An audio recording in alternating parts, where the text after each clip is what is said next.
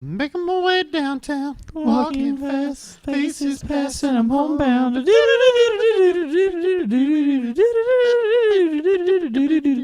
right.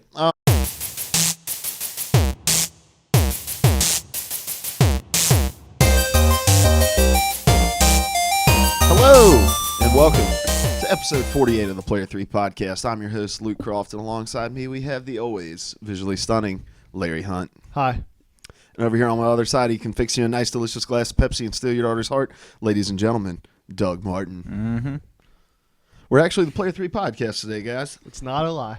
Benjamin D. Hankins is the D stands for dead or procrastination. No, he died. He has a 10-page paper due on Thursday that I think he started today. So Or he would have started if he hadn't died. that's true. Very, very true. Rest in peace, Ben. So you got to pick up the slack that he's left off here. Oh, our long history of racism and... Not that slack, the jingle slack, all right? Okay. How we doing, boys? Strong. Tired. Particularly strong since I have this fancy Metal Gear jacket that Luke gave me from the Kind of Funny prize pack. Yes. His victory last yes. month, or last week, a couple weeks ago, last month. Well, it says extra large on it, and I can fit into a lot of extra large things, but that must be what an extra large is in Tokyo, so it does not fit me. It doesn't really fit me either, but... With a hoodie under enough. it's going to look Yeah, real I'll fresh. pick up like a nice $5 gray hoodie from Walmart. Yeah. And, of course, producing us over there, Dizzy, that's already his nickname, Cooper. Hopefully the sound's all right. He'll give me the thumbs up in a minute if it is. I want to be He's a adjusting some producer. All right. Well, we are the Player 3 podcast. We come at you live every week over on twitch.tv/Player3 podcast, 5 o'clock Eastern time. So follow us over on there. And if you miss any part of this episode and you want to catch it, go over to youtube.com/Player3 podcast where you can watch the video form or subscribe across all different podcast services. Leave us a review also. We got a real nice one from Milky513 last week, and we read it out on the podcast. And so if you leave us a good one, we'll read that one out on the podcast as well. Let's get this week started like we get every week started with the releases of the week. Releases of the week. Clap, clap.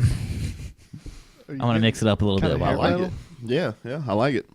All right, releasing on both consoles this week, we have Darksiders Definitive Edition. This is the remake of Darksiders 2, and I care about it just as much as I did when it was announced before, which was that I don't. Settle. And then Dizzy, by the way, we need to end all of our jingles with Happy Birthday Dizzy, because Dizzy's birthday is on Wednesday. Happy birthday, Dizzy. And, Also, it's National Billy Heath Day today. Thanks for overshadowing my birthday. I mean, I'm not overshadowing anything that's more important than Billy Heath Day. Oh man! And a great birthday present coming out for Diz this week. Rock Band 4. Rock Band 4. Diz will be taking the day off work. Hey Diz, I may be coming over tomorrow after I get off work and play a couple songs with you just to see how it goes. Me too. I suck at Rock Band, so it should be interesting. And then we have Transformers Devastation. The Transformers are back, and this time they're in the hands of acclaimed developer Platinum Games, who has married over-the-top brawler action with comic book-inspired art. Who wrote that description? That was from the drop. But that is everything that is releasing on both consoles. So now we move to the drop. Releasing on the PS4 this week, if it will load, because it's on Google Drive. It takes forever to load. Google Drive. All right, here we go. It's the fall, so these weeks are going to be jam-packed. Oh, also releasing on both consoles is going to be the Star Wars Battlefront beta. Is it open? Yeah, it's going to be an open beta. Can I get a hot tub? All right, we have Disgaea 5, Alliance of Vengeance. I feel like this game comes out every week. Form an alliance and get revenge in the latest SRPG in the Disgaea franchise. Kalia, a loner, is drawn into forming a rebel army with a group of overlords to oppose Demon Emperor Void Dark and prevent him from taking over all of the Netherworlds. Then we have Dragon Age Inquisition Game of the Year Edition. That may be releasing on both consoles as well. All you Vita owners out there, ladies and gentlemen, Farming Simulator 16. I've already bought 12 copies. Well, life on the farm is kind of laid back. I'm John Happy birthday, Diz. Happy birthday, Disney. Then we Happy have Billy Heath Day. Then we have Onigiri. Again, I feel like this is released a bunch of times already. Onigiri is an MMORPG where you can use various types of weapons to combat monsters in a fantastic world that mixes history and fairy tales. The story will take you and your companions through an exciting journey. Then we have Ride releasing on the PS4. Ride, the best bikes in the world, currently in production and the most popular models from the past, choosing from 14 different manufacturers. This game looks exhilarating. If it plays anything like Road Rash, I'll buy it. Anyone remember Road Rash? They got to bring that one back. That game was so awesome. Obviously, Rock Band 4 is coming out. And then we have Saint Seiya. Is that how you'd say that? I don't know. Seiya. Sounds good to me. Saint Seiya, Soldier Soul. I can't read today. That's a lot of S's. It's alliterative. Hold on. Is this a little exaggeration? The long-awaited return. I didn't know we were waiting on it. Maybe by someone. The long-awaited return of Saint Seiya is here with Saint Seiya Soldier's Soul. It leverages the power of the new generation consoles for spectacular graphics, more robust gameplay, and intense battles. Super Meat Boy, which is going to be on the Instant Collection starting tomorrow. Super Meat Boy is a tough-as-nails platformer where you play as an animated cube of meat who's trying to save his girlfriend, who happens to be made of bandages, whose isn't, from an evil fetus in a jar wearing a tux. What? Sounds like a funky adventure. I feel like marketing at this point is like, what words can we string together that make no sense at all, and people will buy it out of pure curiosity. Especially when it's free, you have a little more freedom to kind of get weird and wild with it. Yeah. Like Flustercluck, that one always made me laugh. Yeah. You had to be real careful you didn't say the bad word, did you? Just now. Yep. Then we have Uncharted, the Nathan Drake collection, and this is featuring all three of the games upscaled to 1080p, 60 frames per second. From the groundbreaking storytellers of Naughty Dog comes the genre-defining epic that revolutionized adventure storytelling. Rebuilt by Blue Point Games with the power of the PS4, experience one of the most revered game series of all time as you follow the perilous journey of Nathan Drake across the globe. I really like the simplicity of that image. Yeah, I'm really excited about this collection.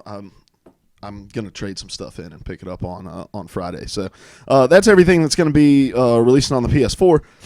And then there's nothing that I could find releasing exclusively on the Xbox One this week. I'm sure that's not true. But, all right, let's talk about Instant Game Collection and our Games with Gold stuff. Games with Gold was actually announced last week, and I just failed to mention it. So releasing on the PS4 through their Instant Game Collection is going to be it's going to be Broken Age, Super Meat Boy, Unmechanical Extended, Kickbeat, Kung Fu Rabbit, and Chariot. And a lot of people were disappointed by this. There are 3 titles coming to the PS4, and that's Broken Age, Super Meat Boy, and Unmechanical Extended.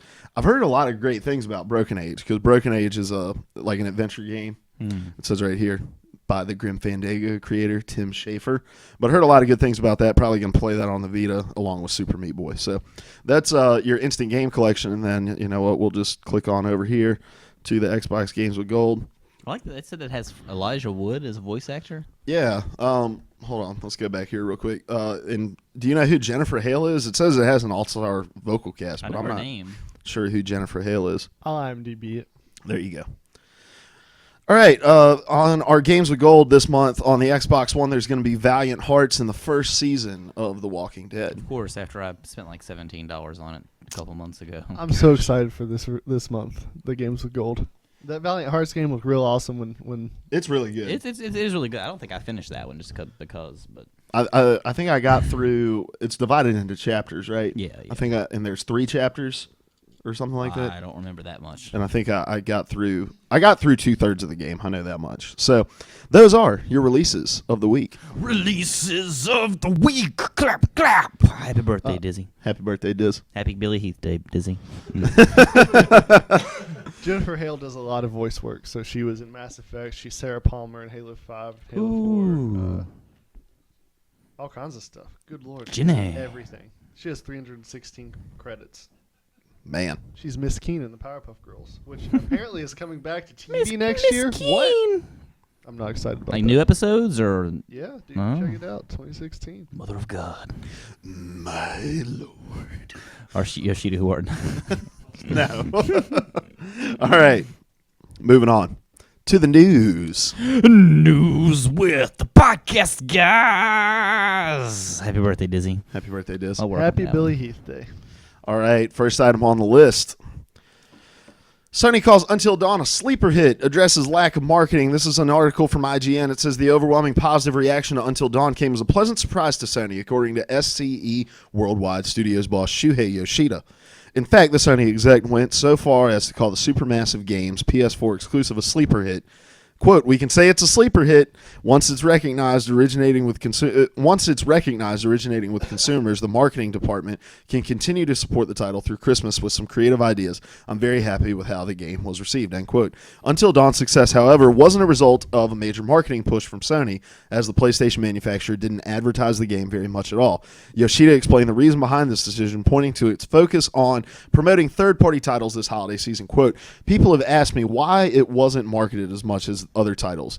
It's a decision made by marketing departments in each region because of the focus on this Christmas time frame to really support the big third-party titles like Destiny and these titles. They didn't see the need to push Until Dawn that much from the platform marketing standpoint. All right, this was very interesting to me. We've played Until Dawn. Oh, yeah. And we all really, really thoroughly enjoyed it. It's true. Oh, yeah. Probably too much. Oh, yeah. And in fact, as far as at least PlayStation exclusives go this year, it's hands down my favorite PlayStation 4 exclusive that we've seen. So I think it's a little curious that they didn't put the marketing behind this. And this game's been in development since 2010. Mm-hmm. And because it was designed on the PS3, it was It's supposed like as a Move title, right? Yeah, it was supposed to run with the Move in mind, and so they I think they got pretty close to it being done for the PS3, and then decided to push it over to the PlayStation 4. So this thing's been in development for 5 years, and so why you wouldn't put the marketing cost behind it to try to make up some of that money is beyond me. So what, as you guys saw that article, read that story, what were your thoughts? It's typical. Like we've talked about it many times. Sony seems to be like the worst business model in the world. They just like they make a handheld and they stop supporting the handheld seems like very quickly. But they never really supported it much to begin with in terms of creating first party or even third party titles for it. But it's the Vita. We're expecting it with Project Morpheus, things like that. And then you don't really create many first-party titles, but when you do, you don't advertise them. Yeah, and that's the weird part to me is like, especially this season when it's like there are none, and this is the one. Yeah, 2015 isn't the year. Like next year, we're gonna have Uncharted 4. We're probably gonna have What's the one from the Killzone developer? It It just totally slipped my mind. You remember what it's called? Horizon Zero Dawn. Yeah, Horizon Zero Dawn. We're gonna have more exclusive titles come next year for this thing, and so it would make sense then if one of the titles got lost in the mix. But like nothing released around Until Dawn, and it released in a very odd place. Releasing in August, being a horror game, like it would have made more sense for it to come out around this time. And but the flip side of that coin is that could be either a brilliant decision to not market it, or it could just be an oversight that worked out really, really well. It seems like Sony has some really great luck that way. It's really cool when like a little horror game comes out and no one really expects much of it, but it ends up blowing everything away. And this is something that works really well with horror films or horror genres in general because they tend to be low budget things that kind of blow up. Think of basically any tropey horror movie you've ever seen, Friday the 13th, Nightmare on Elm Street, things like that. They tend to develop huge cult followings. But then think about the horror today that has been very successful in the box offices. You have like the Paranormal series, and even when the first one of those came out, like it was commercials on TV constantly for it. I think of a Sinister, like the very first Sinister movie, it was all over TV. Then you have what's the one that we really like? That we just went and saw the third one. Insidious. Yeah, Insidious. Yeah. That one was all over TV when it was getting marketed. Like it's not smart in a world where there is so much media saturation and to not put yourself out there in a way where people can find you easily. And I feel like people didn't find Until Dawn easy. It really took a word of mouth kind of thing to happen. Mm-hmm. And with Until Dawn, like we talked about this before, it's very tropey. It's it's all the things that sometimes we look down on horror for, but this game makes it work. And I think it speaks volumes about the game that even though Sony didn't see the need to market it, and that was maybe not the best decision, the game is good enough on its own that people are loving it, people are being drawn to it, and it deserves every bit of that. Yeah. My fear within it, though, is that Sony sees this and they're like, well, when we launch a new series, like is Horizon's going to get that very same treatment when it launches? I think that it will get, because it seems to be more of a blockbuster game. Until Dawn, I wouldn't really consider it like a AAA, of course, because it's its first release. Again, it wasn't advertised like a AAA, but something coming from Guerrilla did Killzone, right? Yeah, that's the studio. Something coming from Guerrilla. I see them advertising the crap out of this. Yeah, well, but think about Until Dawn and the amount of voice actors that it took, and these are not like no-name people. I mean, they're not like mega superstars or anything. Hayden Panettiere is a pretty famous person, but the other people are famous in their own manner. Like this game, I would love to know how much this game cost to make. And it couldn't have been cheap. It was all, and it's only a sleeper hit, Shuhei, because you put it in a position to be a sleeper. They had nothing else coming out around it. Like, pour some resources into it. It would have been great to see a bundle. That's what confuses me about the whole focus on the holidays quote. Like, it wasn't really released anywhere where it would interfere in the holiday window. Because he brought up the only game he mentioned specifically was Destiny, and The Taken King launched a couple weeks ago. That's not in the holiday window. A holiday window, I imagine, starts around October and in November, and there's really nothing that Sony has that's kind of marquee except for the Uncharted collection, but it's a collection. That's not some new IP, and it all stems back to exactly what you said. Like, they send this stuff out into the wild, and they're like, well, just based on its own merit, it'll find its way, and then they're shocked when one of them actually does, like Until Dawn did, because they've had so many other things they've let out into the wild that just have fallen by the wayside. Which leads us, and I'm going to skip down actually to a story that's semi-related to this, because Shuhei Yoshida mentioned some news about something very beloved here by me, at least, the PlayStation Vita. We talked about this in the after party of 3 Topic Thursday, but it says this is from Polygon, titled PS Vita Successor Unlikely Given Mobile Gaming Climate, says Sony Studios boss. Shuhei Yoshida, the worldwide studios chief for Sony Computer Entertainment, told a panel this weekend that, quote, the climate is not healthy, end quote, for a successor to the PlayStation handheld thanks to the saturation of mobile gaming-ready devices and the nature of the games they play. Quote, people have mobile phones, and it's so easy to play games on smartphones. Touch-based games are fun, but having sticks and buttons makes things totally different, end quote. So, Shuhei, I think we all kind of knew that it was unlikely for us to see a Vita successor. But Shuhei puts the blame on mobile gaming. How do you guys feel about that? I mean, he definitely touches on it here. Touch-based, cell phone games, what you typically think of in terms of mobile gaming, they're very different than sticks and buttons. And I think there's value to both of them.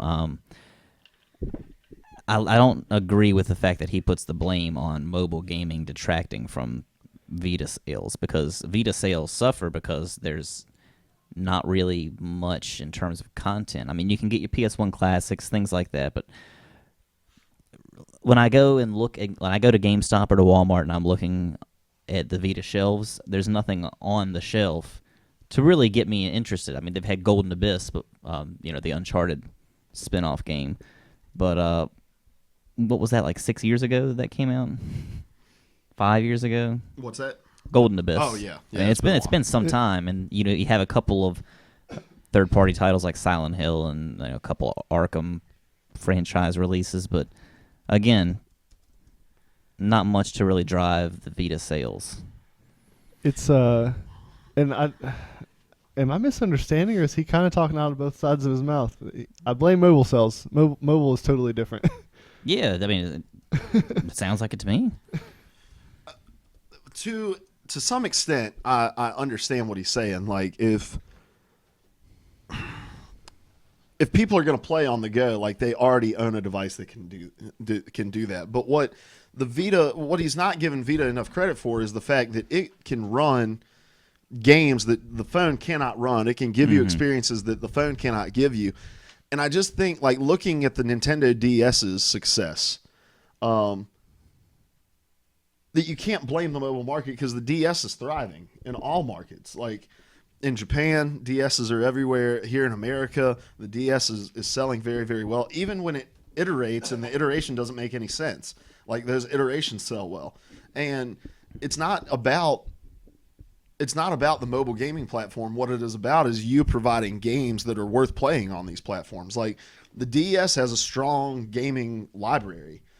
You can play Zelda on it. You can play Mario Kart. You can play Smash Brothers. You can play Monster Hunter. You can play all these really, really popular games, and you can play them on the go. And they may not be console quality experiences on them, but they're comparable enough that it scratches an itch that a lot of us have, which is that I want to go and I want to play these games when I'm on a road trip, when I'm staying in a hotel, when I'm laying up in bed and not down near my TV. Like, and if the Vita could have had that and had that consistently, where I don't feel like it's all it is JRPGs and platformer games on it at this point. Like, I love it because I have a few games on it I play all the time, but for the most part, the DS sells because every couple months something worth playing on it is coming out. Yeah, I can't tell how many times you've walked into GameStop and I've watched you walk over to that wall and be like, "Yep, nothing worth buying today." Yeah. So I don't necessarily think it's the gaming the mobile gaming industry that's affecting this. But my question to you guys is, and I didn't put this in the show notes, but I just wanted to kind of get your natural reactions, that because neither of you guys own something that you can game mobily on. Like you have a Game Boy Color, right? So like you're pouring Color, money, Game Boy into that Advance. market left and right. What's up, Lemony Sam? We can see the chat, and Star Wars Battlefront comes out on November 17th. We're actually gonna no, we're not gonna talk about that later. But anyway, Never mind. So my question to you guys is,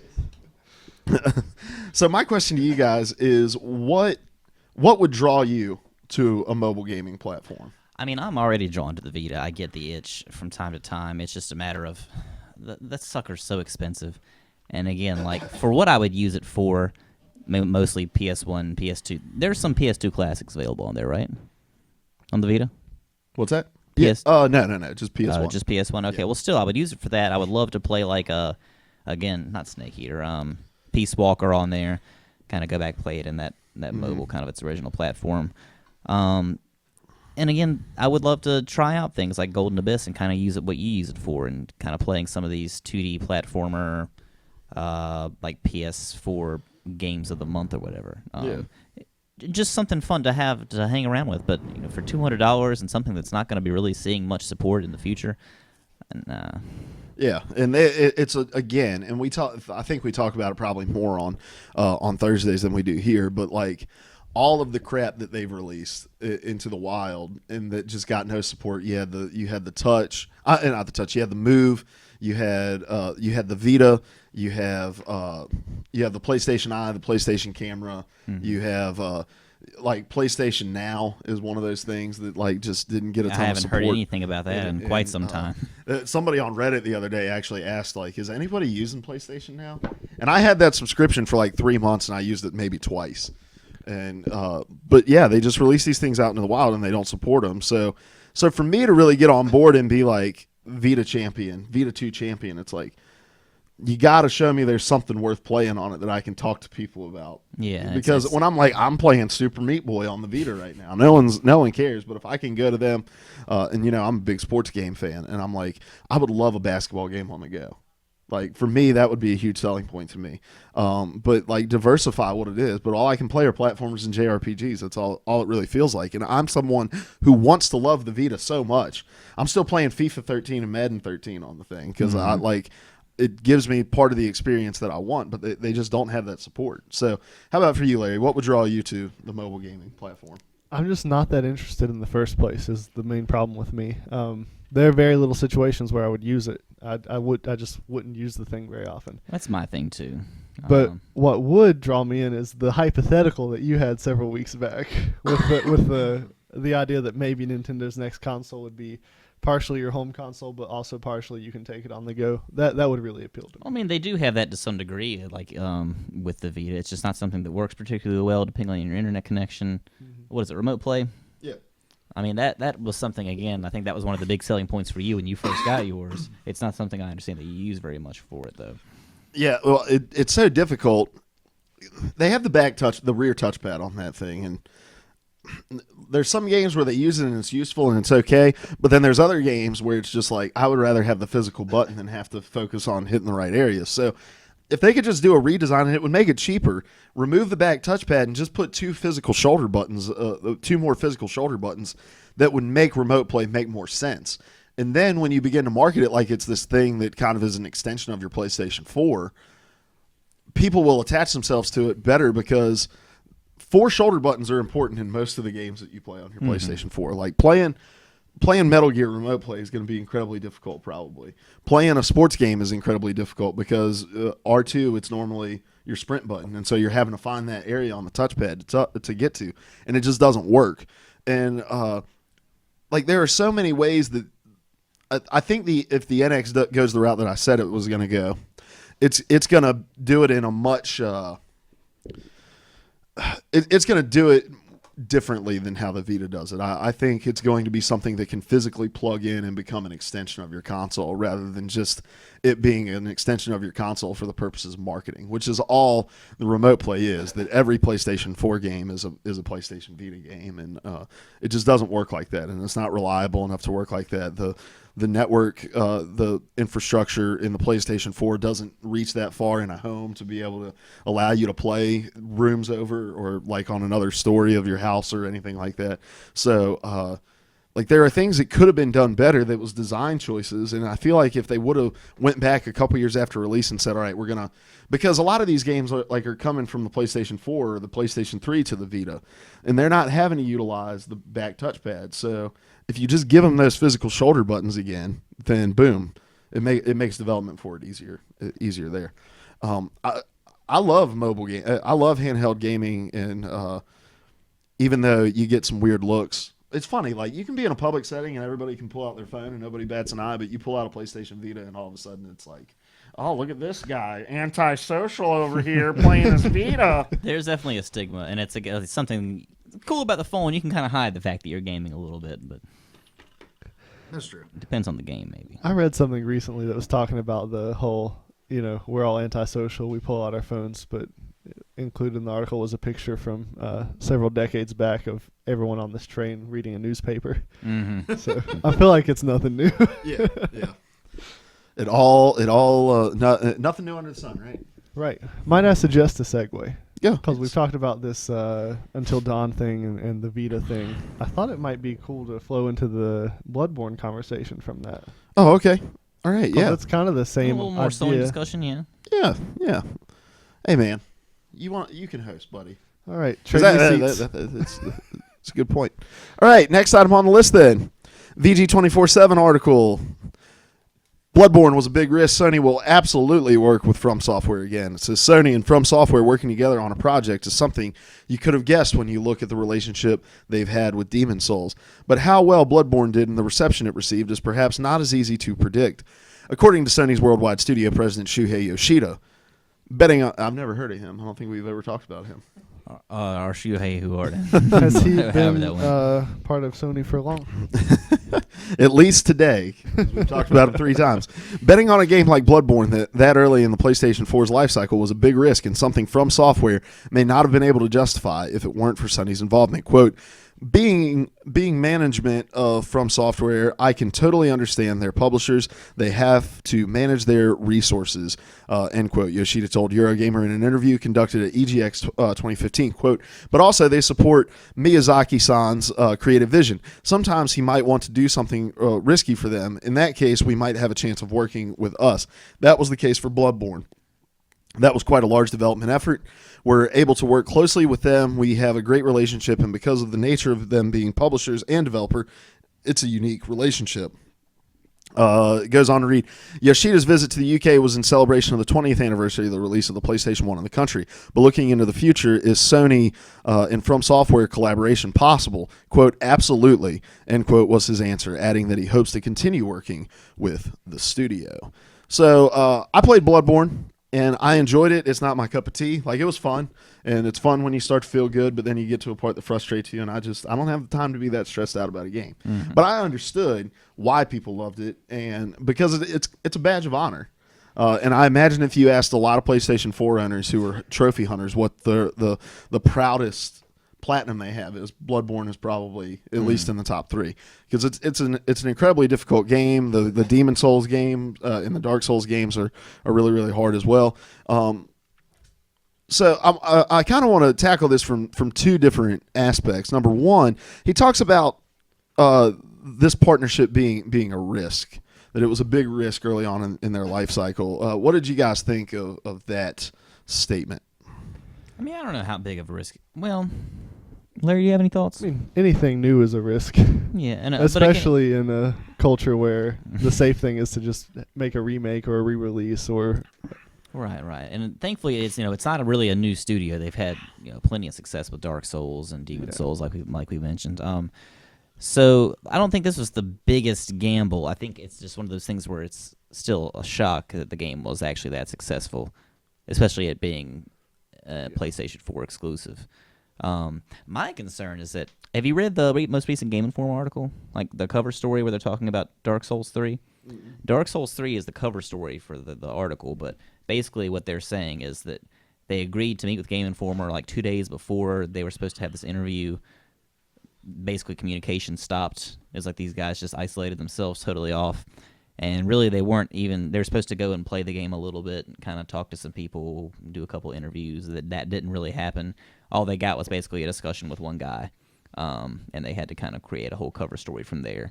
And the letter from their primary editor, whatever his name is, at Game Informer, basically his kind of letter from the editor at the beginning of the magazine is like, I'm sorry, this didn't really work out. Things like that make me nervous. But again, PlayStation's what brings home the bacon for these guys, or at least a huge chunk of that now since Bloodborne. So, PlayStation, just be on your guard. I understand the risk factor to an extent, especially at the beginning of a console's life cycle, because it's not just about pouring the resources into the game, but you're also pouring stage time and screen time into the game. And at E3 and at what's the one in Germany, Gamescom. Yeah. And at Gamescom, Bloodborne got a whole lot of screen time last year, and you're taking those 10 minutes or 5 to 10 minutes in each show, which is hundreds of thousands of dollars at least. And you're saying we're going to dedicate it to this game that we know is going to be niche. Like it's not like there haven't been games like Bloodborne, and we've seen Demon Souls, we've seen the Dark Souls series, and they are very well attached games to the fan base that holds them very close to them. But they're very, very niche also because of the nature of their difficulty. And so to say we're going to pour millions of dollars into advertising this thing and putting it on the stage when we've got other games that we could be doing that with, like, that is a huge risk. That's where they spend all their Until Dawn money on From Software. That's right. And so I understand it there, but you're also working with a proven studio. This isn't Ready at Dawn launching The Order. Mm-hmm. This is a studio that's done a lot of games that have been very well received, if only to a very niche audience. So what are you guys' thoughts? And you kind of already laid out what you were thinking about them continuing to work with From Software, maybe even in an exclusive way. I think it's a match that's worked out well so far, and I look forward to whatever comes of it in the future. All right, and I guess I agree with that, but I also can see it like if this was the other way around and Microsoft had done something like this, my feeling would be like, why are you not pouring that money into building your own studios up to do this sort of stuff? But Sony's got a ton of first-party studios that do a lot of really, really quality things, and so I think if they want to throw a bone over it From Software and get a deal worked out over there, it makes a little bit more sense. And I guess I'm a little bit more okay with that, and maybe that's fanboy me speaking. I don't know. Who knows? Probably. I know. All right, moving on. Next item on the list. A Rockstar job listing. This is from an article at GameStop. Rockstar job listing referred to, quote, asymmetrical cooperative stealth experience. The article reads, while job postings aren't always indicative of what a game studio is working on, newly discovered listings for positions at Rockstar Studios offer some tantalizing teases for what the company may have in store. Perhaps the most noteworthy of the bunch is one for a gameplay designer at Rockstar Toronto. As discovered by Games Radar, qualifications for the job include, quote, advanced physical and digital prototyping skills to establish the pillars of the asymmetrical cooperative stealth experience, end quote. It also mentions needing experience with destructible environments and tuning weapons and physics. There are references to sandbox environments too, and a programmer position at Rockstar in New York City says the employee will research, quote, research and develop new animation technology for use in our large open world character-based games. So, a lot of job listings there to kind of wade through. And as the article says, like, this isn't always indicative of what a studio is working on, but you imagine if they're trying to build these assets that they would then implement into a game, that like they're working on something new. We haven't really seen anything stealthish from Rockstar in terms of their big releases. So, and I forgot to change the screen over to let them see that article. But anyway, so let's do a little segment that sometimes we just stumble into. We have this one planned though. Let's do a little wild speculation. Wild speculation. Happy birthday, Diz. Happy birthday, Diz. Happy Billy Heath Day. All right, so asymmetrical cooperative stealth play.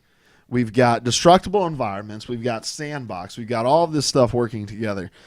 What, in your mind, do you think Rockstar's working on? Let's start with Larry. It's the craziest Red Dead game yet. Red Dead Retribution or Red Dead Returns or Red Dead Red, just RDR, some such. Here it comes. Brace yourselves. You're going to be able to blow up saloons all the way to the ground, just torch them. You're going to be able to sneak around the enemy's camp. It's going to be great. And if you have any ideas about what Rockstar is developing, make sure you drop those in the comments over here on twitch.tv/player3podcast. So you think it's for the Red Dead game? Yeah. See, I think, and this is good news, I disagree with you, because I think this game is already I think Red Dead is here. I think we're going to get it soon. And so I doubt they'd be hiring anyone to build assets for that game. I don't want to cop out because I think this is probably for Grand Theft Auto, but I don't know because Grand Theft Auto doesn't have a ton of stealth in it. Yeah. There are heists, and I can imagine, stealth is a big part of heists, and so maybe they're adding some sort of element into there where you have the cooperative heists and learning how to do that in a way, or maybe even heists. Ooh, this would be good. What if it was online heists because right now it's you versus the computer in these heists, right? Mm-hmm. What if it was team against team in the heists? Mm-hmm. Like people build up their bases and their defenses in their bases, and the heist involves you trying to capture things from their base. Yeah, or you could compete to rob a bank at the same time, something like that. Yes. So I'm okay with going with GTA here, but I may think of something else as we go on. Seth, give me a little wild speculation. What do you think? Wild speculation. I believe this game will feature cowboys, gangsters, and ninjas. Maybe some Indians in there. Native Americans. I'm sorry. American Indians, actually, is I think the proper nomenclature now. Oh. Um, I don't even know. There you go. There's Seth. the classic P3P racism for the week. But no, I mean, Racism of the week. but I don't know. It's just like it'd be some things they've dabbled in before. Ninjas are stealthy. Why don't we throw them all together and have like a big old what's that game called with the Vikings and the stuff coming from Ubisoft? For Honor. For Honor. For It's the Honor. For Honor of Rockstar, just with a little more Al Pacino in there. Yeah. A couple cowboys.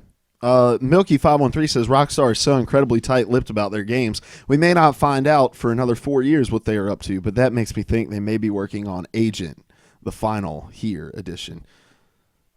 So that's his thoughts. Yeah, they were mentioning that on Beyond or something, weren't they? This week? I don't know. Maybe Unlocked. I worked on some stuff while I was listening to Beyond. I didn't hear a lot of what they talked about, except just Max Scoville screaming at me constantly. And the Uncharted thing. Yeah. Whatever it is, it's going to be good because that's what Rockstar does. So even if it's ninjas and American Indians and what else did you have in there? Pirates, Aliens. You could have some pirates. You could have some sand people, zombies in there. Zombies. A stealth zombie game where you are a zombie having to sneak around to find human flesh. So you pull up in your car, you set your coffee on the dash, right? Yeah. Which is where all this originated from to begin with. Some wild speculation about GTA. So that was a little segment we like to call Wild Speculation. Wild speculation, yeah. Happy birthday, Happy Dizzy. birthday, Dizzy. Happy Billy Heath. And Bruce. All right, next item on the list. Tony Hawk Pro Skater sucks. It does. Seems to be true. Did you guys actually watch that video, right? Yeah. Of the glitches. I'm about to pull it up here. Okay. I haven't actually played the game, so I can't speak to, and hopefully this doesn't play sound. So if it plays sound, guard your ears. All right, so this is, these are the glitches, and we'll just sit back and relax and enjoy this for a minute. Tony Hawk release. That first one, I don't know what the complaint is. Imagine the score you could rack up just ricocheting off I'm two pretty walls sure while I'd done grinding. that one in previous Tony Hawk games before. I love how it just looks like there's no gravity at times. Like Tony Hawk right here going off into orbit, which should be a trophy that you unlock. But so Tony Hawk was making its long-awaited return. I don't actually know how long-awaited it was. I think everyone wanted one for years. I think that's fair. Long awaited. So a long-awaited return, and it's not it's only quirky in as much as it is glitchy. And so if you're listening on the audio, we've got it playing for you right here over on twitch.tv/player3podcast. And maybe we'll drop the link in the description so that you can watch it as well. As you guys watch this, how much of your heart broke? I mean, this probably like the amount of effort I think that is Neversoft that still does this. No, Neversoft doesn't even exist anymore. Oh, that's they what got bought out by Activision. Well, Okay. there's the first problem. Right. Yeah, right. Neversoft would never let this. This was made by the same people who did Tony Hawk. American Wasteland. Or No. whatever. The one with the board. the one that had the actual physical board. And they did the remakes, the ports of it from the PS2 over to the PS3. They did all the ones that sucked. Okay. So- And this makes it like this. The amount of effort I think that whoever made this game put into making this is about how much I really wanted as Tony Hawk. Like I wanted it to exist, but now I'm probably never going to play it. And plus, too, like the patch is bigger than the game, the day one patch. Yeah, I think the game was like 4 gigs and the patch was like 7 gigs or something like that. So my heart breaks a little bit because I love these games growing up, and I discovered a ton of music by playing these games. Yeah. And so I wasn't going to pay $60 for it because it was just going to be one of those pop it in when other people are around and we can all play it together kind of things. But in my heart, I wanted the game to do well, and it didn't. This is another game where that's so blatantly and terribly glitchy that there's no way they released that not knowing how broken it was. Oh, absolutely. And I think that was just from one if I understood correctly, that's from just one person's playthrough. Yeah. Go ahead. For me, you asked about our heartbreak. Oh, yeah, I'm sorry. It's like I feel like that guy in the movie who finds a way to bring his dead loved one back from the grave, and then you do it, but it's not the wish that you wanted. It's this rotting, decaying, horrible thing, and you have to put it down. Mm-hmm. Either And that she's or a either that or vegetarian they've, now. Oh, they've, gosh, they've yeah. changed and not the person you thought they would be anymore. Yeah. Milky513 says, this video makes me want to gouge my eyes out and pray that the evil corporation EA makes one last Skate game. Well, hey, Milky, you're in luck. Because Skate is listening. And immediately after the release of Tony Hawk Pro Skater, when all of these games, when all these videos started releasing about how big of a broken mess this was, EA slashed the prices of Skate on Xbox Live.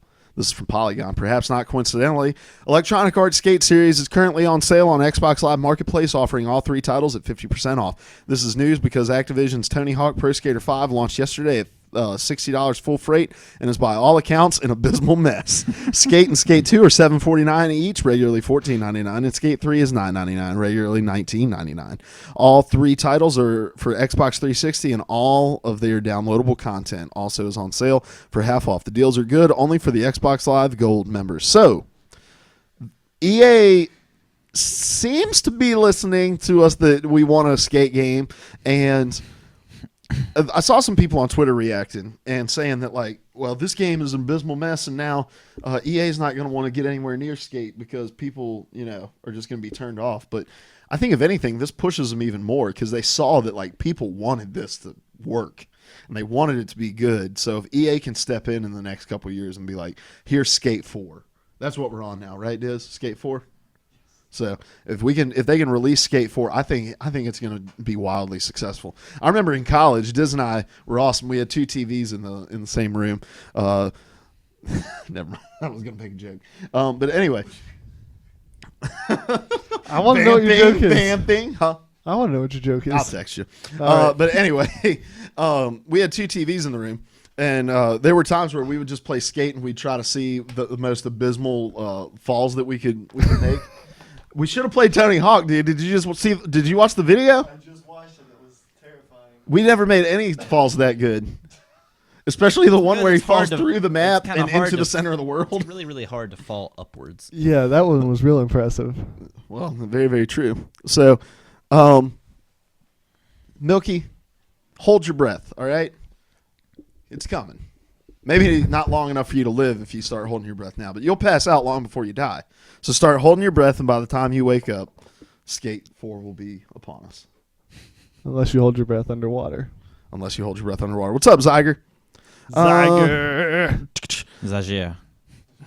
Zyger makes a good point. If they wanted to test to see how much of a demand Skate has, they can make it backwards compatible on Xbox One and see how many people play it. That's a very good point. And I would play it. I love those games. Those games are so fun. And I love those games where you can just sit down and you don't have to do anything. Like you can just skate, you can listen to music, and you're not having to go and find a photographer or put together a bunch of combos. You can just skate and be in a room with your roommate and eating microwavable subs from Walmart and drinking a gallon of Sunny D daily.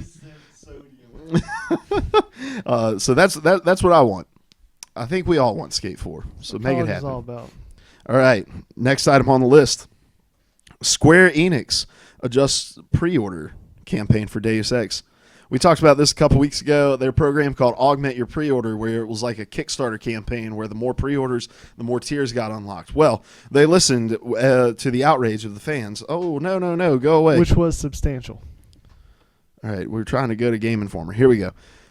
Says this over on GameInformer.com. It says when Square Enix announced the release date of Deus Ex Mankind Divided, it also released a tiered pre-order scheme. I love that they use the word scheme. It makes it sound really evil. The more pre-orders the game received, the more rewards players would unlock. Today, the Augment Your Pre-Order plan is no more. The publisher says that the negative feedback on the program led to the decision, quote, we've spent a lot of time reading through all of your comments, working to understand how we can try to make things right for you. After much thought and reflection, we decided to close down the program and make all incentive content available to anyone who pre-orders Deus Ex Mankind Divided or purchases a day one edition of the game. So that means you get the different classes, you get the skins, you get the extra mission, the comic book, and the soundtrack. So, Larry, good on them. They listened to the fans, and they did it in a nice way. I think they didn't yank the stuff away. They said, "All right, everybody gets everything if you pre-order." I think they handled it well, and we should stop dragging them over the coals now. My favorite part about this is that they did not pull any punches about why they were doing it. Like, they didn't make up some marketing reason of like, based on the projections or what. It was like, look, you guys hated it, so we're not going to do it. And that's good on them. And we need more companies that are willing to listen and to do things like that for us, and to realize, like, okay, maybe we didn't think this through about what this says to especially our early adopters, because that was my biggest issue with it, was like, your earliest adopters are going to be the ones on the front end of this pre-order not knowing if they're going to get every piece of the game that you've made that could be available for it. Now, they ended up going with the later release date, the February 23rd release date. That's not the 4-day early release date. But that was all a gimmick anyway, because there was no measuring towards it. Like, there was no bar you could go see if the pre-orders had reached the level that they needed to be. So we all knew that this was probably going to end up being them coming out a couple weeks before, being like, hey, we need more pre-orders for this game in order to reach our final tiers. It's the last push. And then regardless of how many pre-orders came through, they would have just been like, all right, we did it, guys. It's releasing 4 days early. And so this kind of takes a little bit of that sliminess that I felt like it contained off of it. So good on Square Enix. Your thoughts, Seth? That was a stupid idea. I'm glad that it's over. Concise. That's all I have to say about that. Zyger says the reason this failed so hard was because they made it super confusing. Square tried to make it cool, and that's cool, but they did it wrong. Bandai Namco did something similar for Tales on PC, but they made it work and make sense. So people are getting the Tales of Symphonia for free when they buy Tales of Zestiria on PC. Zyger, we only speak English over here. All right? We don't understand any of what you're talking about. Square tried to make it too big. Bandai made it simple. I don't know if it was necessarily hard to understand. It was just the more pre-orders, the higher the tier gets unlocked. They were kind of just banking off of Kickstarter, like the success of Kickstarter.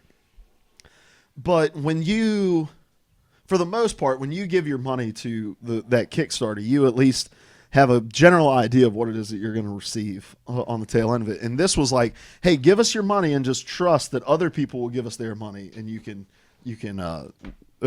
get this product with all these things that you're looking forward to.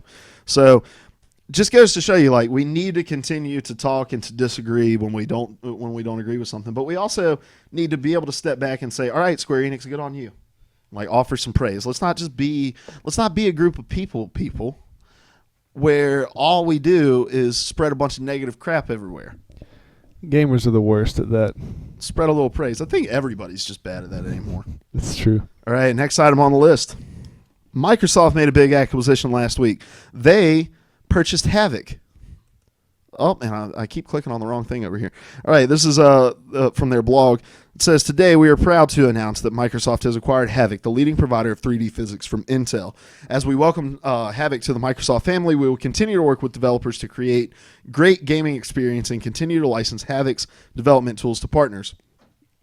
We believe that Havok is a fantastic addition to Microsoft's existing tools and platform components for developers, including DirectX 12, Visual Studio, and Microsoft Azure. Havok is an amazing technology supplier in the games industry and the leading real-time physics creator. We saw an opportunity to acquire Havok to deliver great experiences for our fans. Throughout the company's history, they've partnered with Activision, EA, Ubisoft, Nintendo, Sony, Microsoft, and many others to create 600 games, including Halo, Assassin's Creed, Call of Duty, Destiny, Dark Souls, and The Elder Scrolls. Microsoft's acquisition of Havok continues our tradition of empowering developers by providing them with tools to unleash their creativity to the world. We will continue to innovate for the benefit of development partners. Part of this innovation will include building the most complete cloud service, and which we've just started to show through games like Crackdown 3. Havok shares Microsoft's vision for empower, yada, yada, yada, yada. And then they made it clear within their article, and they made it clear within their responses to people's questions that they want to continue to work with the Nintendos of the world, with the Sonys of the world, so the games that those companies make that are exclusive to their platform will still have an opportunity to use the Havok engines and all that sort of thing, which is good. So what did you guys think about this acquisition? It's great for Microsoft. I mean, I'd liken it to a first-party studio they lack. because they had that technology on their hands. Yeah, this is kind of like it's almost like Sony licensing the Blu-ray. You know, they license the Blu-ray player over to Microsoft to be able to use, and it's good for Sony because they get a little bit. I mean, not a huge percentage of a kickback. It's probably 0.5%. You know, like, but they get a kickback from every Xbox sold because it has Blu-ray in it. And so for Microsoft, this is good because even if a game is sold on the PS4 or on Nintendo or on any other platform, they're going to see a percentage of that money coming back to them because it's using their licensed engine. Let's see. Zyger says Microsoft will literally be making money off other people's games, some even from Sony if they continue to use Havok. That's really funny, especially since Microsoft also owns the best-selling games on Sony platforms, aka Minecraft. Yeah, and I was going to bring that up as well. That they make money anytime you buy Minecraft, regardless of what platform you purchase it on, and that's brilliant. Because they're going to get like $20 off of Ben a year. Between all the consoles he buys it for. Yeah. Milky513 brings up the Yankees rule. Rule 1, if you can't beat them, buy them. Yay! Our resident Yankees fan over here. You ready for their game Tuesday? Yeah, I'm ready. Who do they play? Will I be able to watch it on... No, but it's on ESPN. Okay. So, all right. Moving on. Moving on. Don't want to spend too much time there. Last one on the news items here. Target possibly spoils a U.S. PS4 price drop. Surprise! We talked about this a couple weeks ago when they announced it at Tokyo Game Show, price drop in Japan. But this is from Alex Osborne over at IGN. He says PlayStation 4 is about to get $50 cheaper in the United States, according to an announcement made on Target's online site. The video game section on Target.com currently displays the following image, outing what appears to be a nationwide price cut for PS4 ahead of an official announcement from Sony. And it just reads $50 price drop on the PS4, the best place to play now, $349.99. I wish it was $34.99. That'd be awesome. I'd buy a bunch of them. We'd give them away on the podcast. I'd buy one. I'll say it. Phil Spencer knows more about the gaming industry than I do. I'll admit it. Friend of the show, Phil Spencer. He's not. You're right, buddy. You were right, friend. Phil, can I call you Phil? Because he said that this was on the horizon, and I said it didn't make any sense. And Sony said, no, Phil Spencer makes sense. I imagine they just heard Phil saying, they're like, we're cutting the price, guys. They didn't even plan on it. They're like, well, I mean, Phil says it.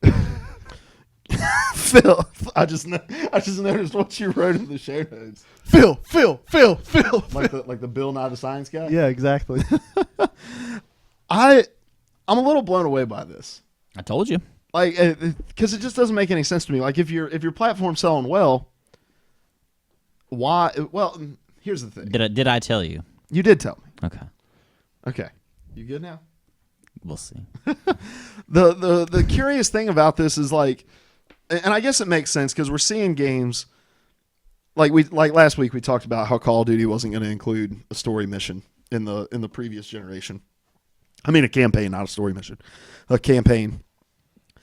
And so now they're trying to get in on those people who are attached to those bigger franchises who are saying, well, like, we can't even play the whole game on what we have. So now people are now that kind of second or the first wave are the people that buy it day one. And the second wave are still the early adopters. Now we're getting into that third wave of the kind of late adopters of these things that are going to jump into it now.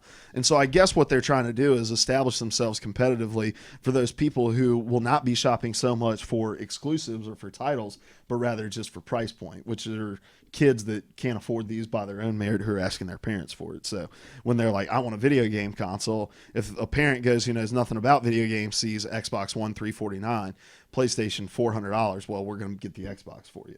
So while it would make more sense just to say, like, if we're selling these things at $400, to me, we're selling these things at $400, let's keep selling them at $400. I just talked myself into it making sense for the price cut now. You should be in business.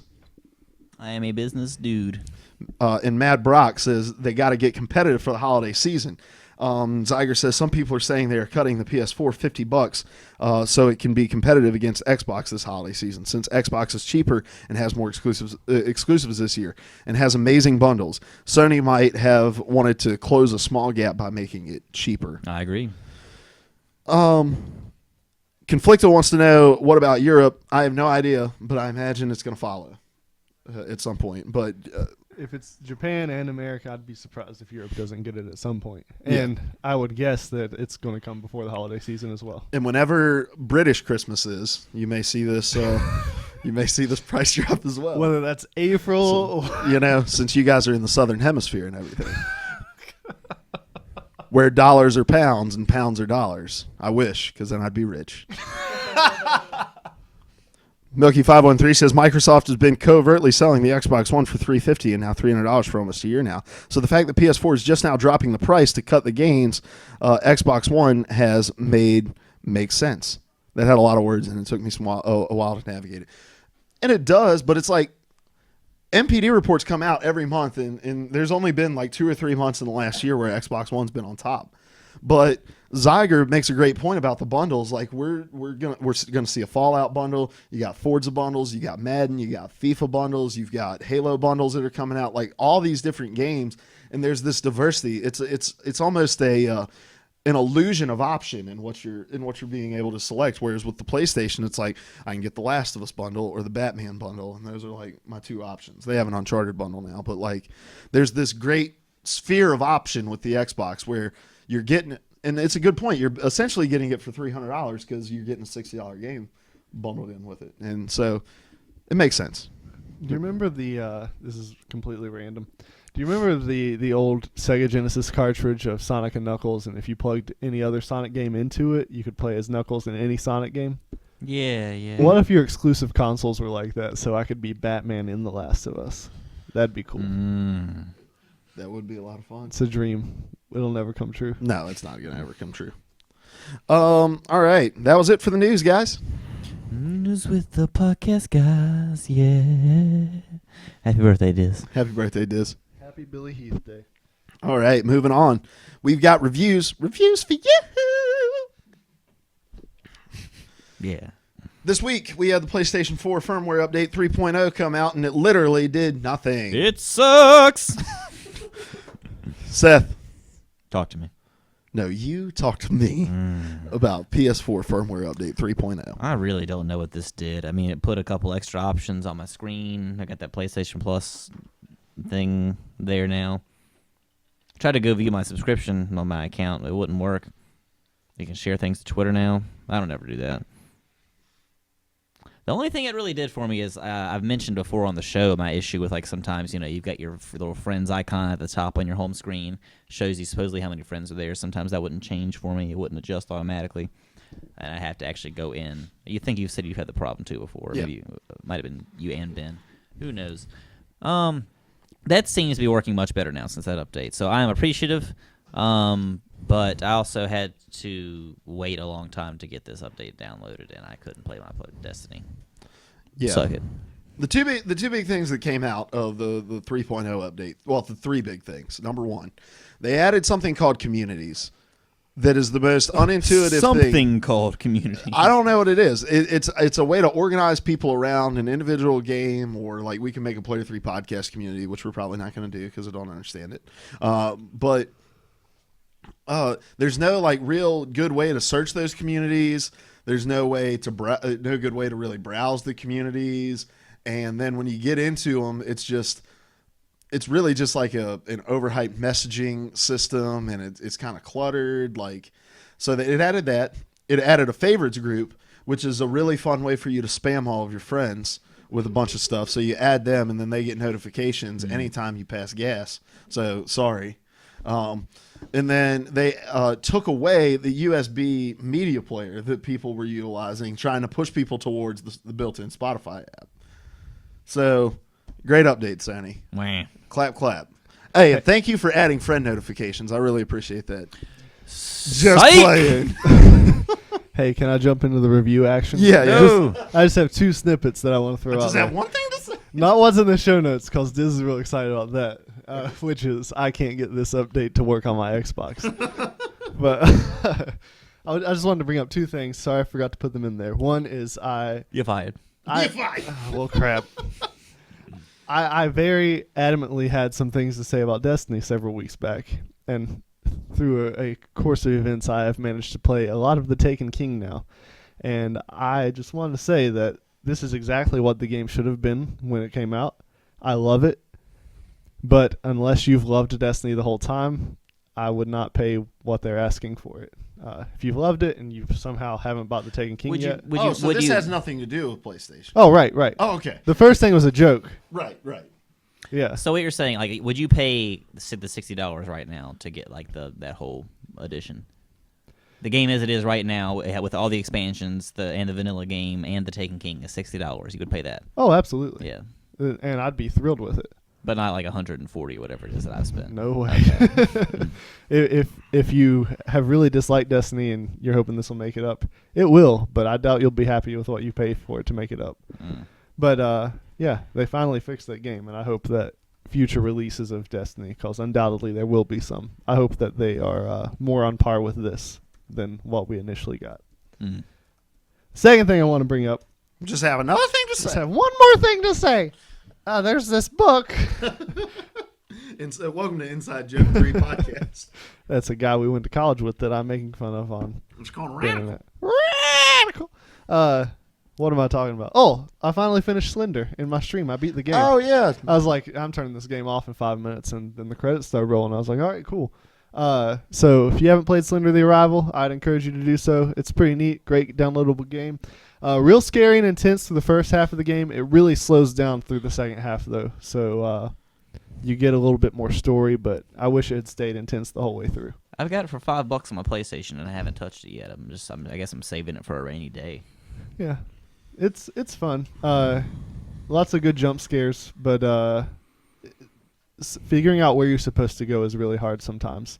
Like, I cut out parts of me just aimlessly. I had my first stream last week, and I'll be putting the video up on YouTube either tonight or tomorrow. And I start out with a 2-hour video, and when I cut out all the parts of me aimlessly wandering around and reduce them to just snippets of me aimlessly wandering around, I cut out 45 minutes of gameplay. It's kind of like life, guys. It's You true. just walk around aimlessly. You right?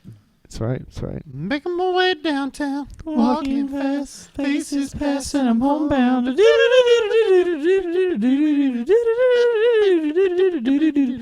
right.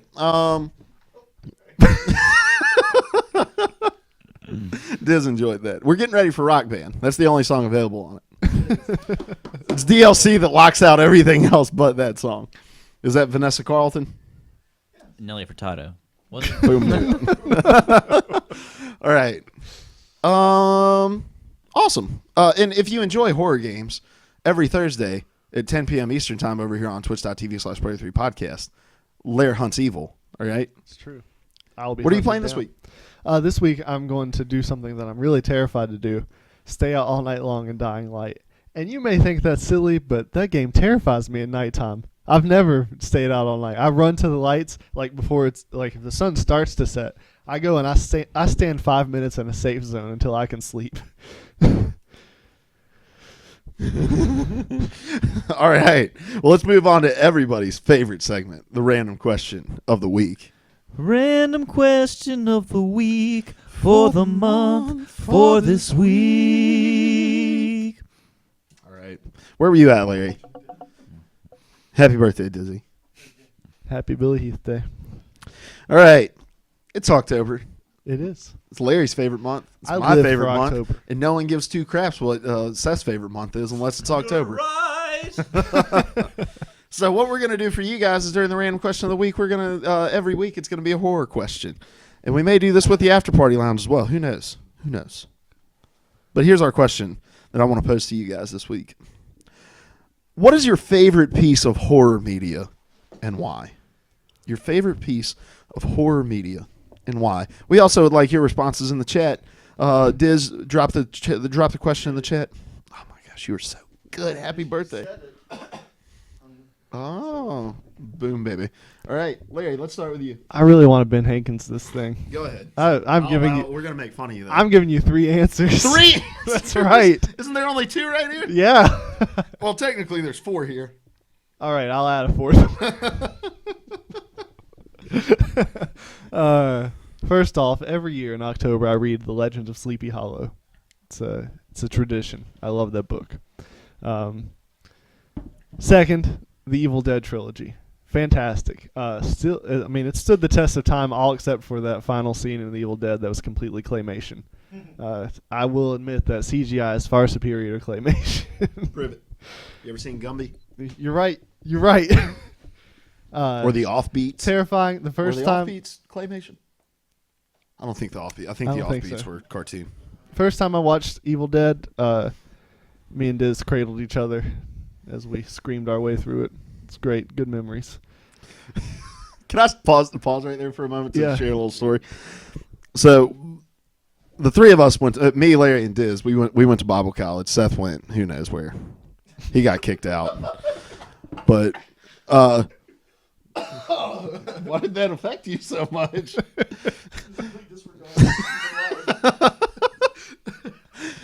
He's right there, dude. Oh gosh. But anyway, we went to Bible college, and one day, as we were perusing Netflix, we decided I think it's time for us to for two boys to become boys to men, right? And so we turn on the Human Centipede naturally, because we're like, you have to watch that movie at some point in your life. Have you ever seen it, Seth? Well, we're in the middle of watching this thing, right? And there's a fire drill that happens. The fire alarm starts to go off.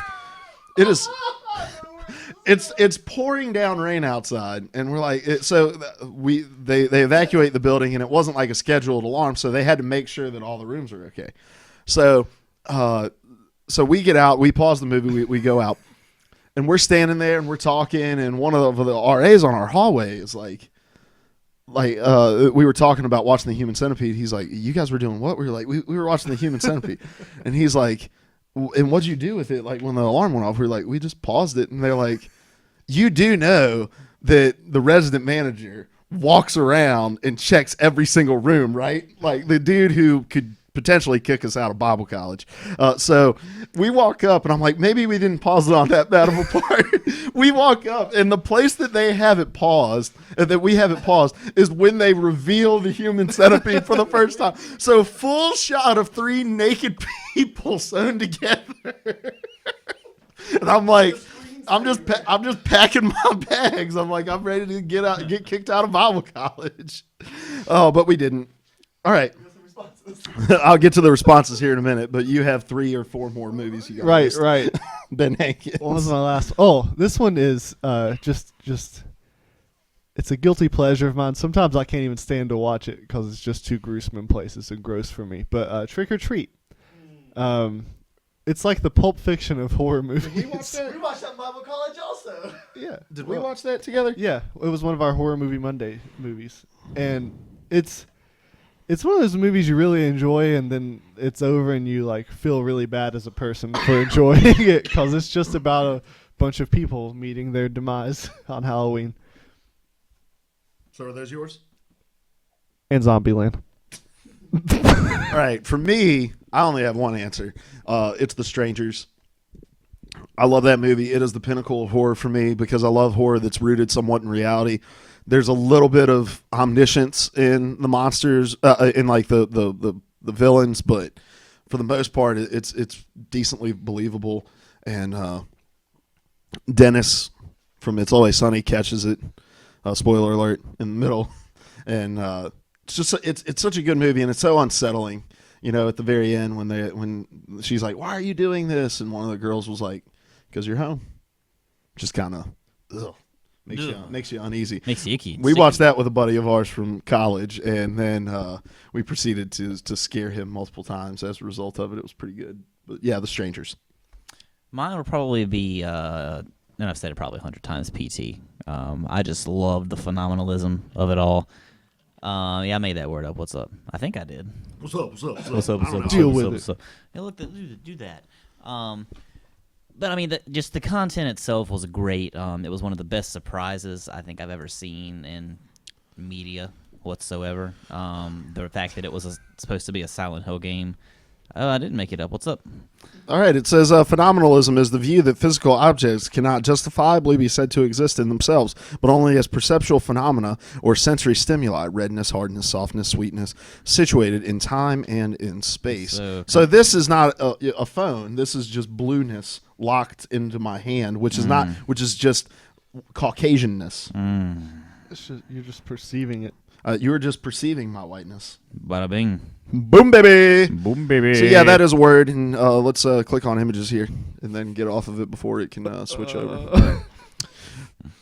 Anyway. Oh, it's nothing bad. It's this picture of this eyeball right here. A lot of eyeballs.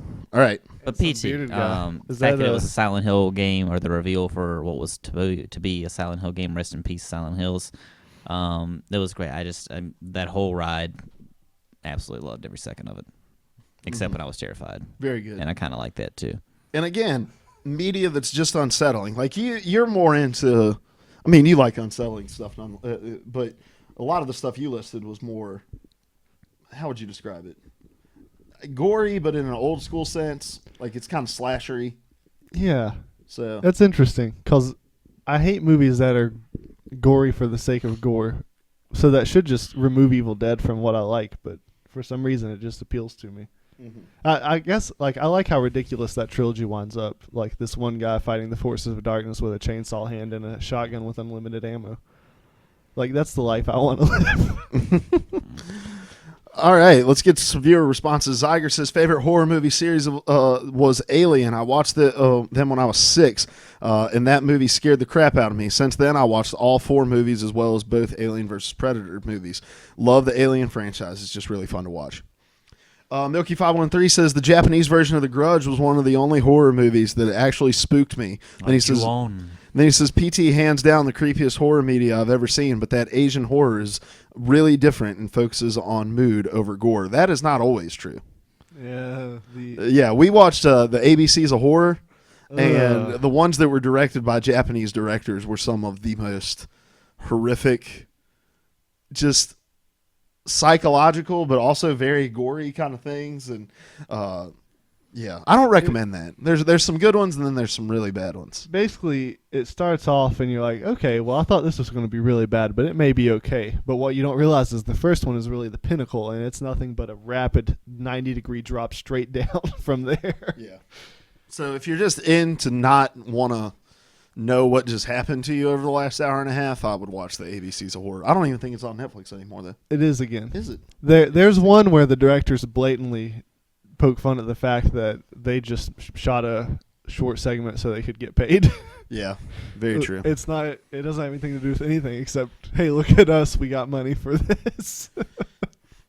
All right, guys, well, we're going to wrap up our audio portion of the podcast right here, but if you're in the Twitch chat, stick around for the after party lounge where we talk about what you want us to talk about, but we also are going to introduce a little bit of different structure to it. But let's go around the circle right now and tell them who you are, and let's do what we're looking forward to this week.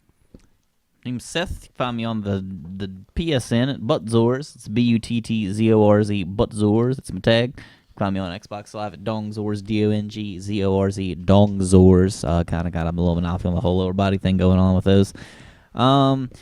Looking forward to this week. I'd say Nathan Drake. Friday. Ought to be cool. I'm looking forward to maybe playing Rock Band with Dizzy.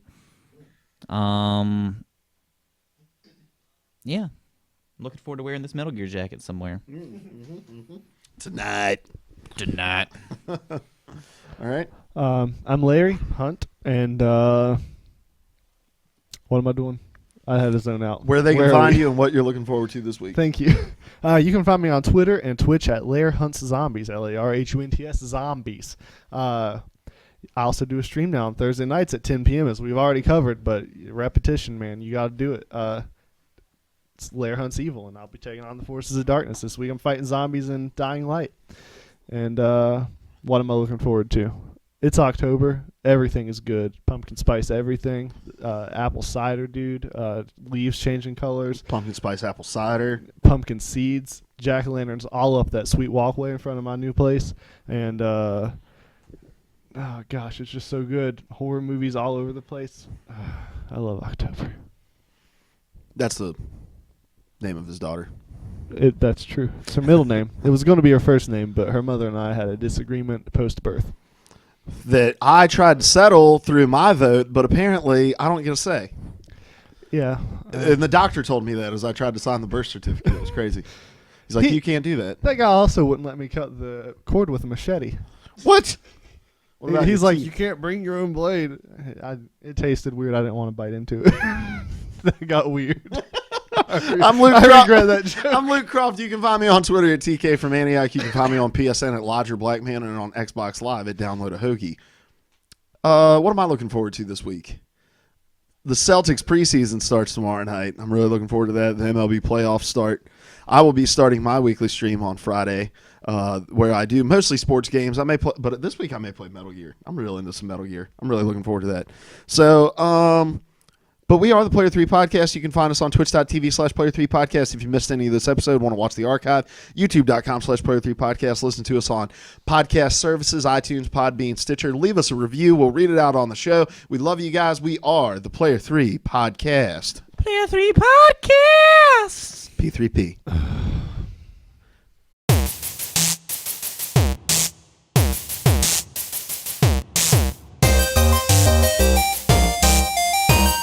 Diz is working on a song for us to go there. It's going to be good stuff. All right. Well, we're changing the structure a little bit to the after party lounge. We want to the random question of the week. Oftentimes is about video games. This month it isn't going to be. But we also want to have an opportunity where we can just kind of talk about ourselves, let you guys get to know us, and us to get to know you guys a little bit more. So we're every week, one of us will come to the table with the topic for the After Party Lounge. We'll cover that topic. Then we'll cover the questions in the chat and talk about what you guys want to talk about. So Larry is going to, because most of the time with the show notes, I'm the guy who's putting stuff in and picking the topics. So I kind of run out of ideas. This is an opportunity for us all to get involved. So Larry, you're starting us off today. What is your topic for us? First off, we didn't let Seth open the after party lounge. Oh no! Do it! Do it! Hello and welcome to the Player 3 Party After.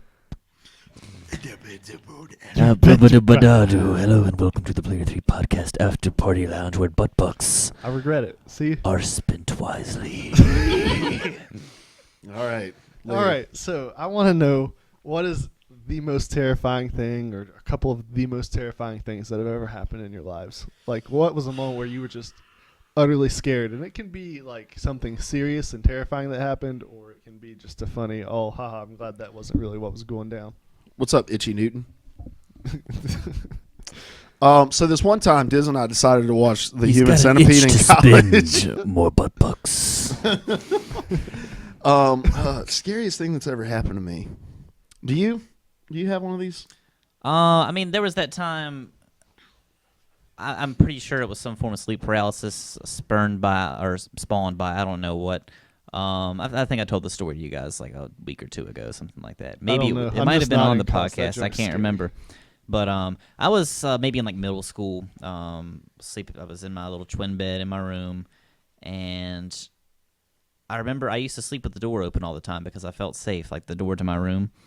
And I was lying there, and I guess I woke up at some point. Maybe I had been asleep, or maybe I'd been asleep before, maybe not. I'm not really sure, but I just remember being conscious and seeing in the doorway like just the silhouette of a man, and not really like you couldn't really make out any features. It was just like a visceral, deep, dark shadow. And it didn't say anything. It didn't move. It just was there. And I remember not really being able to cry out or do anything like that. And I just kind of, I guess, laid there and closed my eyes after a few minutes until I guess I drifted back off to sleep. I mean, it was terrifying. It stuck with me. Never happened again. My story is more of like a what's it called when you look back, not retrospective. Or is that the one I'm looking for? Yeah. Yeah, retrospectively scary, because it's one of those where, well, I'll just tell the story. So I'm not going to use any real names here because this is an actual story. I hope you slip up. It doesn't involve Diz and I watching the Human Centipede either. But we had a guy who went to college with us who was very, very strange. And but for some reason he spent a lot of time around us, not around Diz and I specifically, but around people in our group of friends. And the first time I ever met him, I was listening to music in my dorm room, and he was like, "Is that rap music?" And I was like, "Yeah." And he was like, "You better turn that off." And I was like, "And you better get out of my room." Well, some curious things began to happen, and a buddy of ours on the hall came into our room one night. We had a curfew that was like 11:30 or something like that in college, and it was right after curfew. He comes stumbling into our room. He's like, "Dude, the craziest thing just happened." And I'm like, "All right, what happened?" So we'll call this guy Tom, all right, because that wasn't his real name. So he said that he was asked by Tom if he wanted to go to a movie with him. So my friend, we'll call him Rick, obliges, says, I'll go to this movie with you. And the movie was okay. It was awkward. Tom didn't talk a lot because Tom was just kind of odd in his own regard. But on the way back, Tom's driving, and the school we went to was on a big thing of back roads and like just this network of back roads.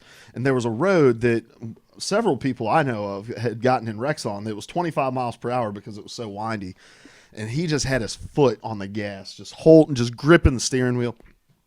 And they were looking at the speedometer, and Rick looks at Tom and is like, "Hey, Tom, you're going fast, like 90, 95 miles an hour on these back roads. You want to slow down?"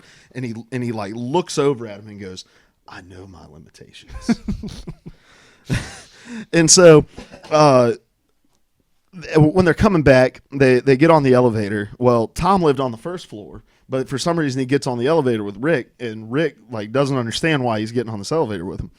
And they get to going up, and he hits the stop button on the elevator, and he's like, Tom says to Rick, "We cool?"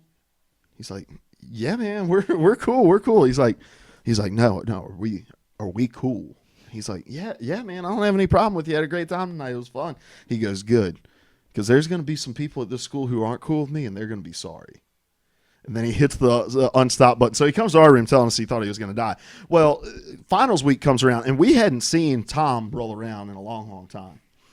And it turns out that what had happened was he got a major crush on this chick and decided to go ask her out. And when he asked her out, she like flipped out and called him creepy and said she didn't want to have anything to do with him. So he decided naturally the best idea was to follow her home. And by follow her home, I mean follow her 6 hours home to Indiana. But she pulled into a gas station. She realized somebody that was following her, and she pulled into this gas station about 20 minutes before she got to her house. And Tom gets out of the car and approaches her, and she goes into the gas station to call the police. And when the police showed up, he had just like walked away, like into the woods or something. Like didn't get in his car and drive away. No one ever heard from him again. Like his family did a search for him. Like it was a huge deal. Like where he lived, and to this day, nobody knows what happened to that dude. And it's just like I was really close to something that was maybe 20 minutes away from being on Lifetime's Unsolved Mysteries. And it was it's one of those, like, looking back, it's just unsettling. Like, I don't know if that counts towards your question, but yeah, I think so. So it's like it's almost I live next door to a serial killer. That's creepy. I didn't. I'm saying this as an example. New after party lounge rule. If you're gonna have an epic story that just makes the next story just suck, you're not allowed to tell it till last. My apologies. So, but on the plus side, I thought maybe this was going to be too dark, but it's not. So I don't know how aware you two are of this, but Diz is well aware that I've always been kind of super afraid of the dark, especially like if I'm in the pitch black, I have this overwhelming sensation. You know how like when you can't see, you can like kind of feel somebody coming up on you? When I'm in a dark space and I can't see it all, I feel that all around me, like just the super paranoid. I'm about to get hit from all sides. Like when all the way through high school, it was really bad. Like Diz's bathroom at his house in what serves as a house in West Virginia.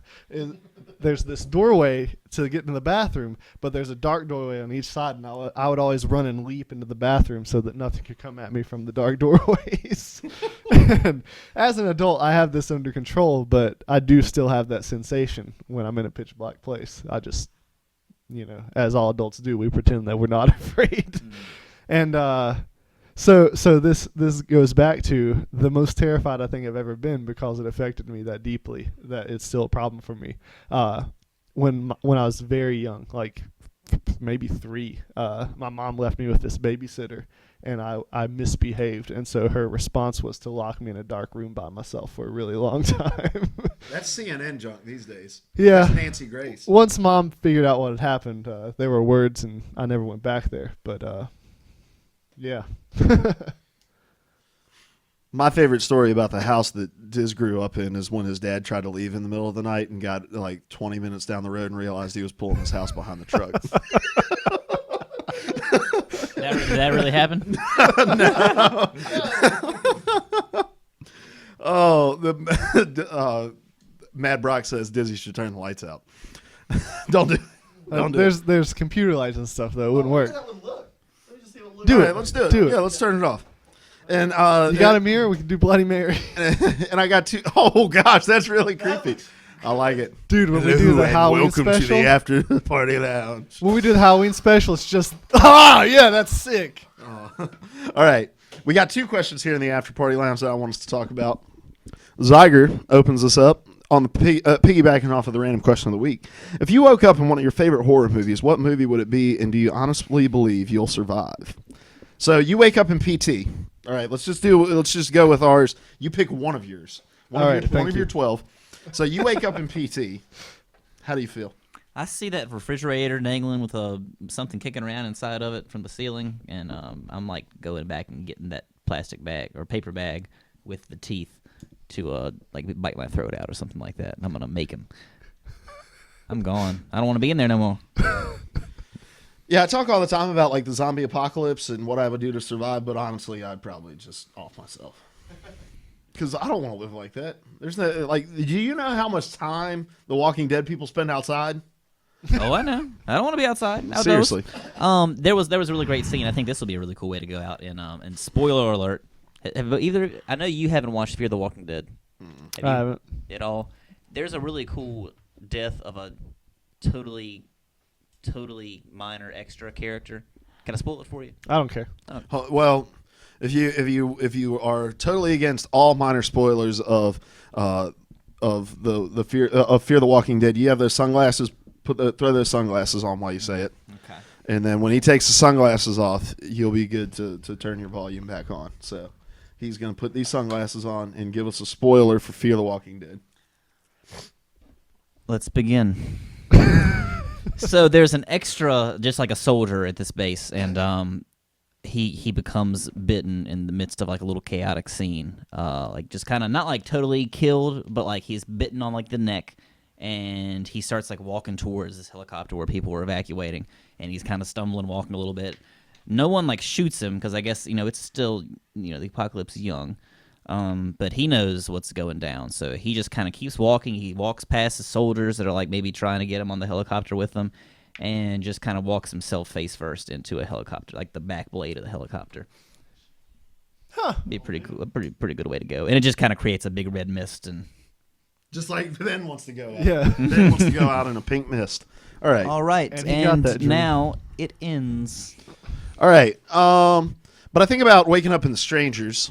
I'd probably my first option would be to go back to sleep. Last night I was sitting down here playing games in my basement, and I've got 2 dogs, and the dogs for the most part are pretty chill. But around 1:15, it sounded like they started fighting. So I got really mad and walked upstairs to break up the fight. But they weren't fighting. They were both up on the glass of the sliding glass door, snarling and barking at something. And I looked around, couldn't see anything. About 15 minutes later, they did it again. I finally went to bed and laid down. And as soon as I was about to fall asleep, they did it again, and nothing outside. And so last night I had this unsettling feeling like the Strangers was about to happen to me. Like there was somebody outside about to ring my doorbell and ask me if Tamara was home. And I was going to say yes and walk out, and hopefully they would think that my wife was Tamara and they would have a pleasant time with her. Because they were just looking to hang out with Tamara, right? Right. And they got mad when she wasn't around. Naturally. So I would be like, yeah, Tamara's home. I'm going to run out and grab some milk and eggs and run a few errands, and I'll be back. Dude, one time my mother-in-law was staying at my house right after Remy was born, and she went out to smoke at about midnight, and she came in and said, "Hey, I don't want to scare you, but I feel like I'm pretty sure I heard somebody talking out back." And like nobody lived out behind that house, you know. I used to live in that house. I used to live there. And so I went down there, and I'm a pretty sneaky guy when I need to be stealthy, and so I snuck down to the edge of the yard, and sure enough, my dog was just pulling at her cable. And back in those days, she didn't really bark too much. And yeah, I didn't really think anybody was there, but I shine a light around. I don't see anybody, and just to, you know, just in case, I was like, "Hey, if somebody's there, you better say something, or I'm turning this German Shepherd loose."